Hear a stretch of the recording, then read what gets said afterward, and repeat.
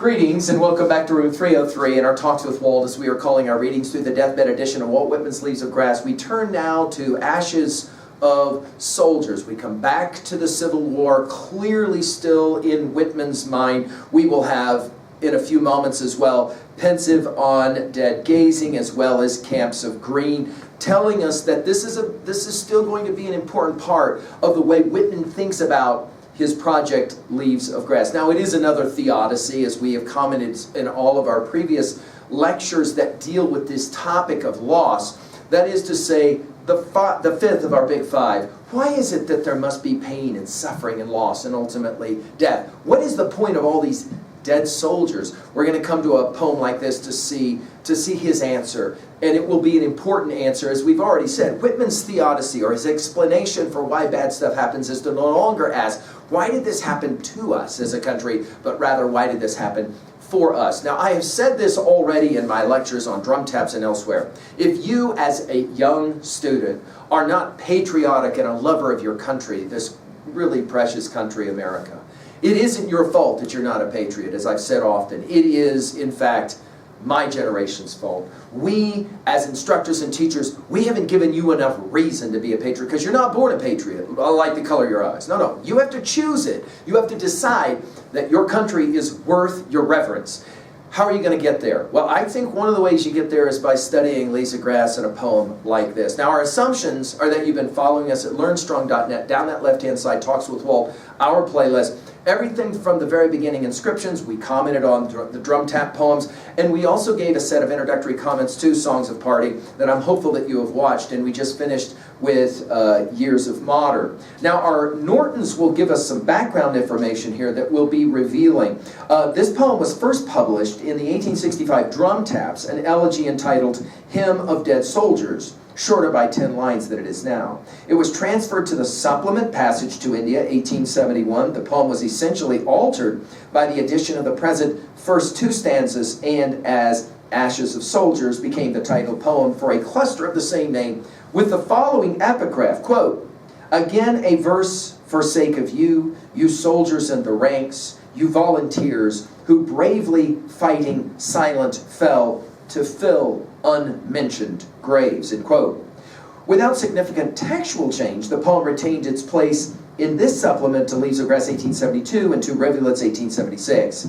Final text and present position in Leaves of Grass 1881 without the epigraph.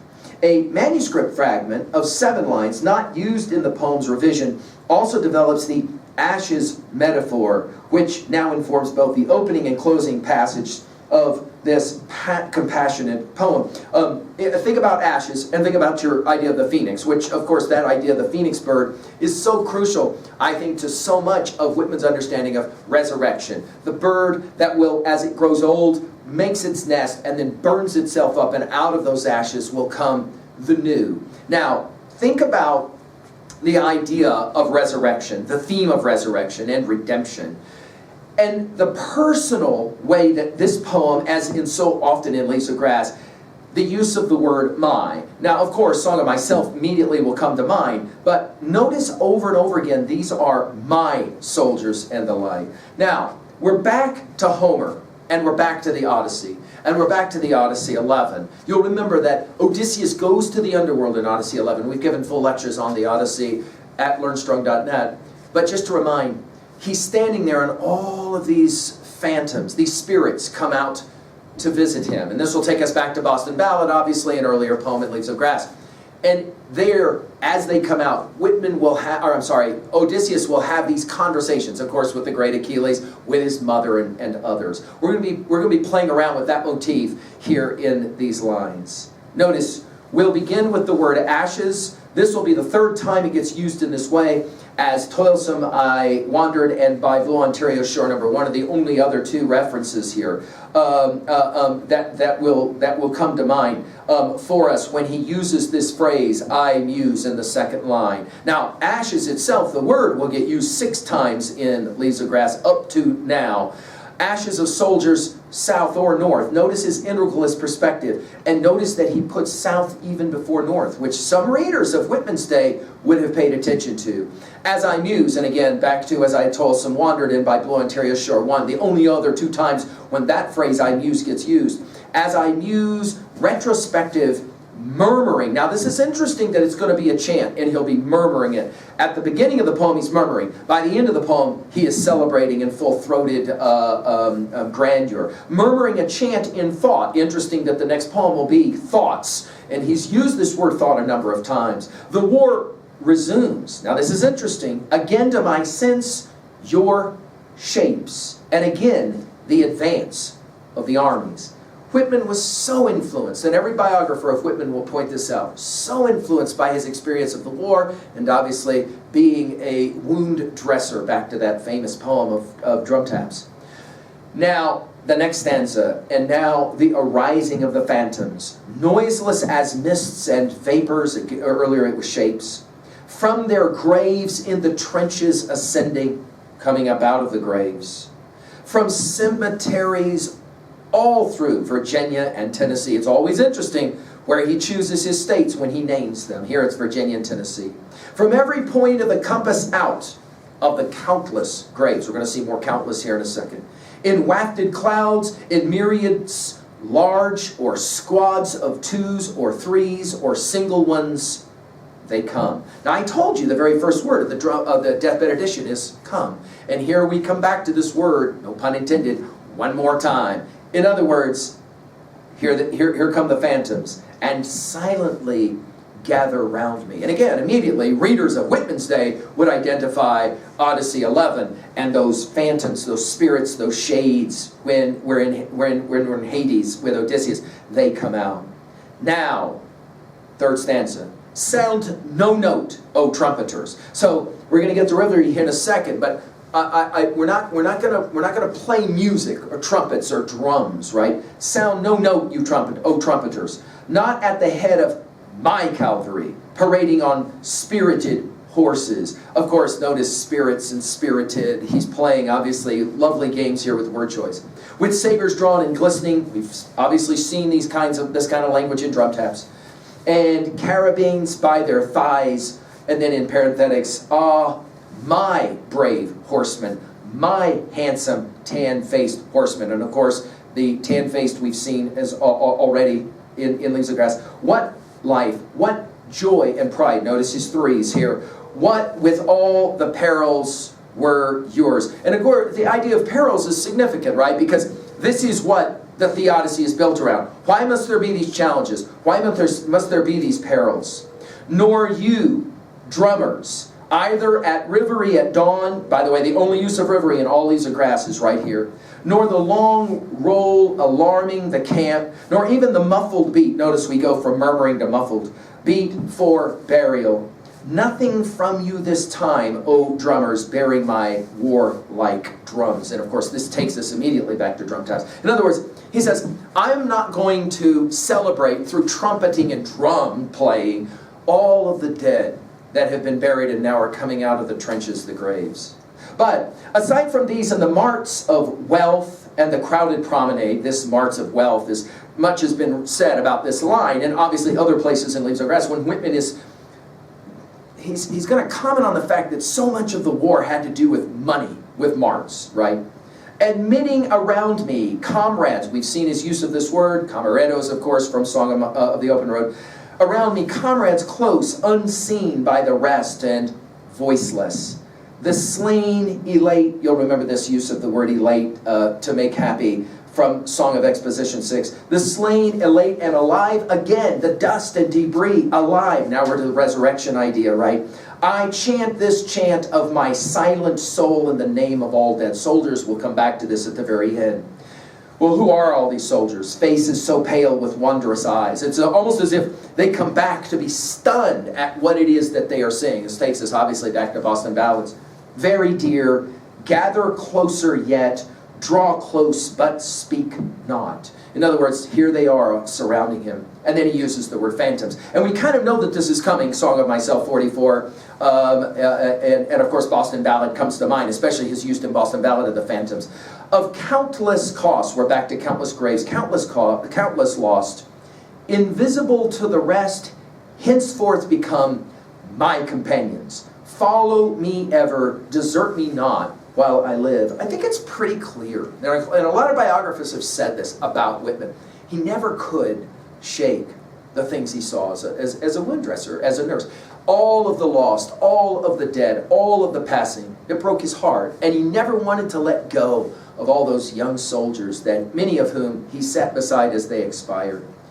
And then interestingly, ironically, he uses the word sweet several times now. Notice the repetition of this word. Sweet are the blooming cheeks of the living. Sweet are the musical voices sounding. But sweet are the dead with their silent eyes. I love what Whitman does often in Leaves of Grass. He takes the most disturbing of images and he'll somehow translate them into the most positive of images. Again, fundamentally a theodicy. He comes back to comrades. Dearest comrades, all is over and long gone. All is over is used one time in Leaves of Grass. It's right here.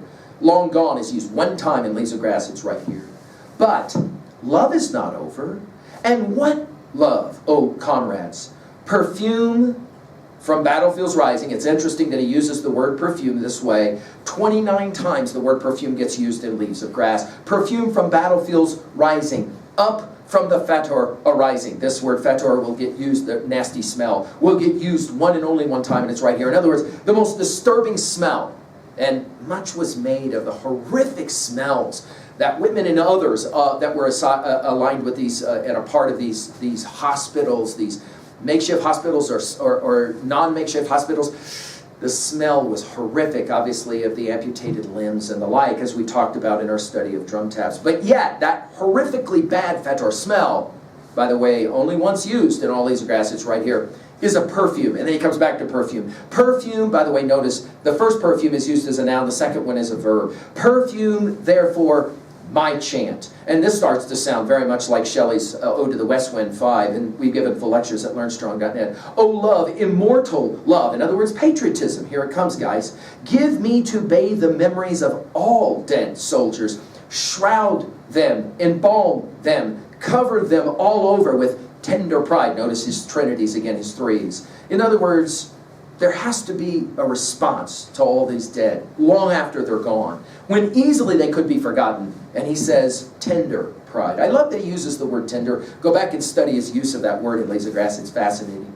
Perfume all. He comes back to the word perfume. Make all wholesome. Make these ashes to nourish and blossom. Of course, Leaves of Grass, now the title, making sense here with blossom. I go back again and look at the call by Shelley in Ode to the West Wind, that these words will somehow be blown across the universe, and the final line, if winter come, can spring be far behind. O love, solve all, there's your theodicy, fructify all with the last chemistry, taking us, of course, back to Song of Myself, passage 6. It is luckier than from what anyone supposed, those final lines. And now last, this is almost an invocation. Give me exhaustless, make me a fountain. You'll remember in passage to India 8, it was a spiritual fountain, right? That I exhale love. We're going to get this 5 poems later in Pensive on Her Dead Gazing, this word exhale. I exhale love from me wherever I go. And then this interesting simile, like a moist perennial dew. Again, the fact that he calls his collection Leaves of Grass.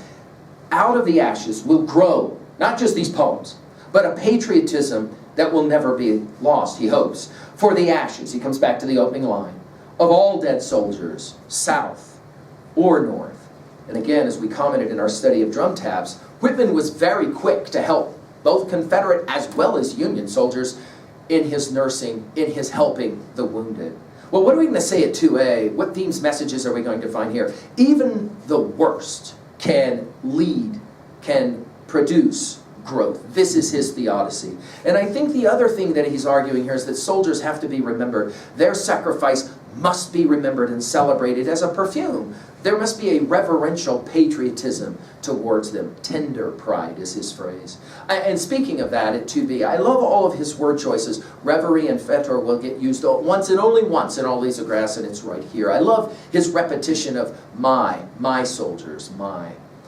At 3a, there's so many titles that can come to mind, but I'll just mention here Crane's Red Badge of Courage from 1895. As we've commented a number of times in our study of these types of poems, that desire to try to provide some kind of remembrance of what it means to go through the horrific experience of the war.